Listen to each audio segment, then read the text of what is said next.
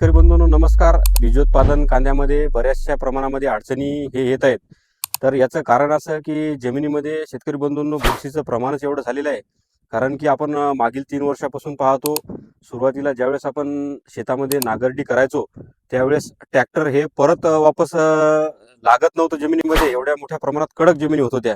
परंतु या 3 वर्षामध्ये उन्हाळ्यामध्ये सुद्धा पाऊस हा पडत आहे. तर त्याच्यामुळे झालं काय, तर यावर्षी आता पावसाळ्यात जास्त पाऊस पडला त्याच्यामुळे हळदीला सडी लागल्या, हरभऱ्याला मोठ्या प्रमाणात सध्याच जागजागी चट्टे उमटत आहेत, गहू सुद्धा पिवळा होत आहे. तर या सर्वांचं एकच कारण आहे की बुवा जमिनीमध्ये फंगस म्हणजे बुरशीचं प्रमाण हे जास्त प्रमाणात झालेलं आहे. तसेच या बुरशीमुळे कांद्याला सुद्धा मी आज ज्या प्लॉटमध्ये आहे, तर शेतकरी बांधव बरेच काय करून राहिले की पात वाढत आहे म्हणून फवारण्यावर जोर देत आहेत. परंतु त्या फवारणीचं अडचण नसून त्याची अडचण ही बुडामध्ये आहे. मी ज्या कांद्यामध्ये तुम्ही या ठिकाणी बघू शकता, आता हा जो कांदा आहे याची पात वाळलेली आहे. तर शेतकरी बांधव व बरेच जण असं चूक करत आहेत की भारी भारी करप्याची फवारणी याच्यावर वापरल्या जात आहे, तरी सुद्धा रिझल्ट येत नाहीये. काही जणांना ड्रिंचिंग केल्या तरी सुद्धा रिझल्ट येऊन नाही राहिला. तर याला योग्य औषध मिळणे गरजेचं आहे.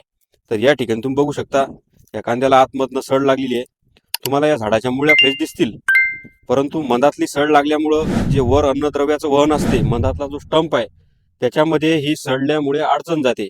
वर पाणी व अन्नद्रव्याचा व्यवस्थित पुरवठा होत नाही, त्याच्यामुळे या पानाला वरून याच्यावर रुंगल्यासारखं म्हणजे एक सुकल्यासारखं याच्यावर लक्षणं दिसतात व पात ही वाळल्यासारखी होते, पिवळेपणा याच्यावर जाणवतो. शेतकरी बंधूंनो सोल्युशन असं आहे की तुम्ही ड्रिंचिंग करते वेळेस काही शेतकरी बांधवांचं औषध एखाद्या वेळेस कदाचित बरोबरही असू शकते, परंतु सोडते वेळेस तुम्ही 2-3 तास जर मोटर चालवली तर होतं काय की हे ड्रिपचं पाणी अगोदर खालच्या लेवलमध्ये चाललं जातं, नंतर आपण पहिलं पाणी नंतरचं पाणी, याच्यामुळे होतं काय की पाण्याचं प्रमाण जास्त होते आणि औषधीचा डोस हा कमी पडतो.